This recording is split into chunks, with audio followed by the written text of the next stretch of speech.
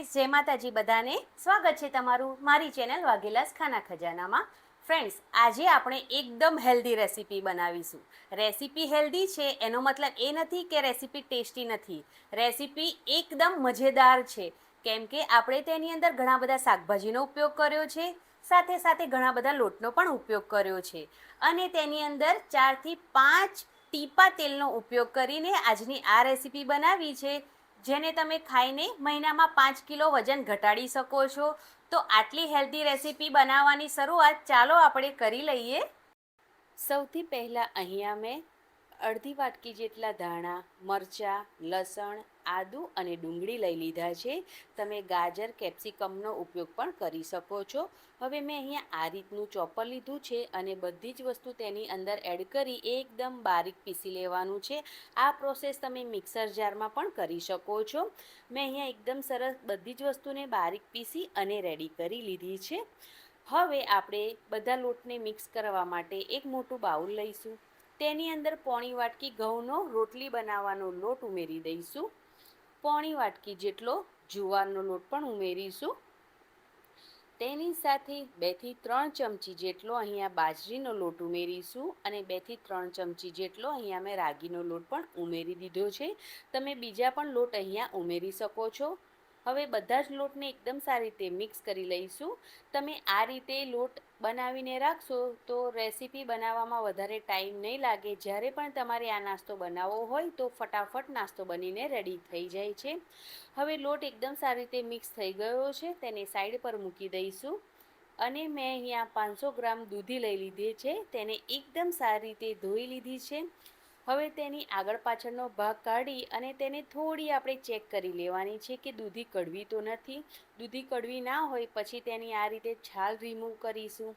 તેને 2 ભાગમાં આપણે કટ કરી લઈશું અને ત્યાર પછી મોટી ખમણીથી તેને આપણે ખમણી લેવાની છે. તો આ રીતે મેં અહીંયા મોટી ખમણી લઈ લીધી છે અને હવે આપણે દૂધીને ખમણી લઈશું.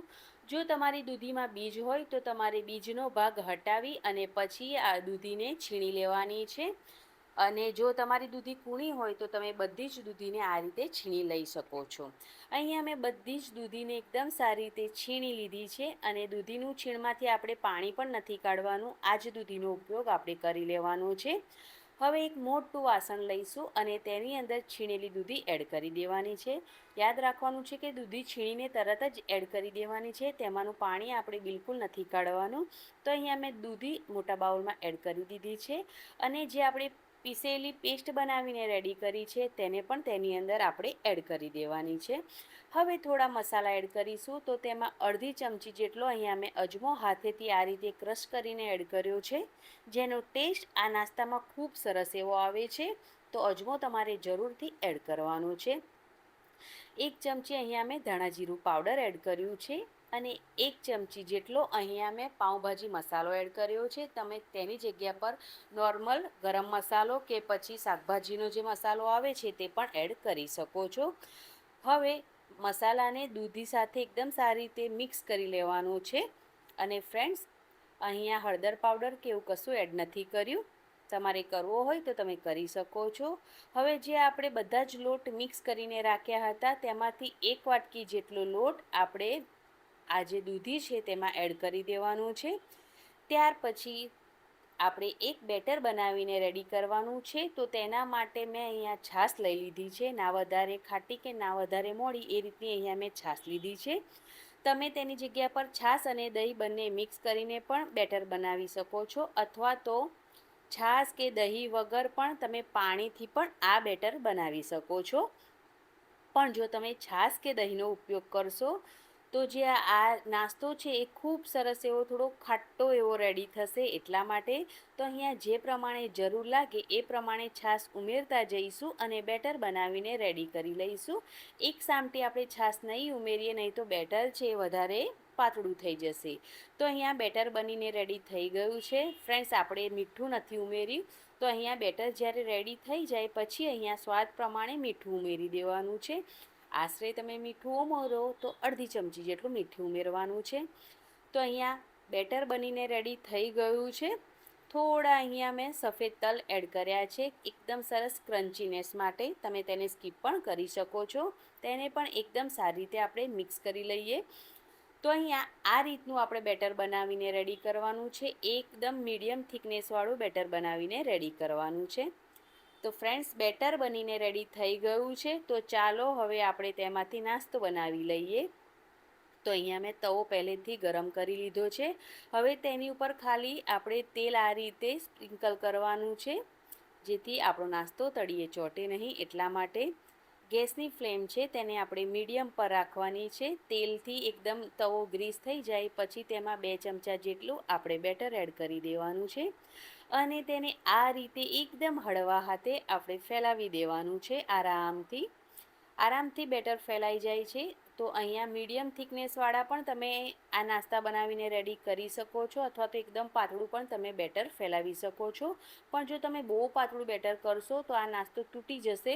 એટલા માટે થોડો થિકનેસવાળો આ નાસ્તો બનાવીશું, મીડિયમ થિકનેસવાળો. હવે એકદમ સારી રીતે બેટર ફેલાઈ ગયું છે. તો તેની ઉપર ઢાંકણ ઢાંકી દઈશું અને તેને 1 મિનિટ માટે થવા દઈશું. તો ફ્રેન્ડ્સ, 1 મિનિટ જેટલો ટાઈમ થઈ ગયો છે. ઢાંકણ ખોલીને ચેક કરીએ તો નાસ્તો ઉપરથી ડ્રાય થઈ ગયો છે. તો તેને આ રીતે આપણે બીજી સાઈડ પલટાવી લઈશું. હવે આપણે તેની ઉપર તેલ લગાવવાની પણ જરૂર નથી અને આ નાસ્તા ઉપર ઢાંકણ ઢાંકવાની પણ જરૂર નથી. અને તમે જોઈ શકો છો કે એકદમ સરસ ગોલ્ડન કલર પણ આવી ગયો છે અને નાસ્તો એકદમ સરસ ક્રિસ્પી પણ દેખાઈ રહ્યો છે. તો 1 થી 2 મિનિટ જેવું થાય એટલે તેને આપણે બીજી સાઈડ પલટાવી લઈશું અને તમે જુઓ એકદમ ક્રન્ચી, અંદરથી એકદમ સોફ્ટ એવો નાસ્તો બનીને રેડી થાય છે. આપણે તેની અંદર ઈનો કે સોડાનો પણ ઉપયોગ નથી કર્યો. તો આ રીતે બંને સાઈડથી ઉલટ પુલટ કરીને 2 થી 4 મિનિટમાં જ આપણો એક નાસ્તો બનીને રેડી થઈ જાય છે.